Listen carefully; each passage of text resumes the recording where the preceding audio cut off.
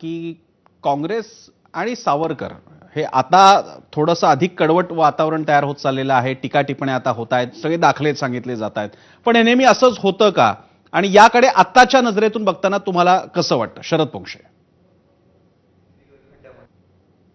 गंमत कशी आहे की गांधी विचारांची माणसं सावरकरांवर चिखलफेक करतात किंवा सावरकर विचारांची माणसं कधी कधी गांधींवर चिखलफेक करतात.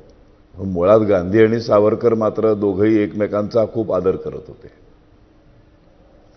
ही फार शिकण्यासारखी गोष्ट आहे की जरी वैचारिक मतभेद असले तरी दोघांना एकमेकांचं महत्त्व माहीत होतं. म्हणजे रत्नागिरीत गेल्यानंतर गांधीजी सावरकरांना न भेटता निघून नाही गेले, भेटायला गेले. ते त्यांच्या घरी गेले भेटायला. त्यांचं योग्य ते आदरातिथ्य केलं. वैचारिक मतभेद जबरदस्त होते, त्याच्याबद्दल वाद नाही काही. पण गांधी उपोषणाला बसल्यानंतर सावरकरांनी त्यांना पत्र पाठवलं होतं की तुम्ही हे फक्त तुमची वैयक्तिक प्रॉपर्टी नाही आहात, आता तुम्ही देशाचे आहात, तुमची देशाला गरज आहे, असं उपोषणाने स्वतःला संपू नका.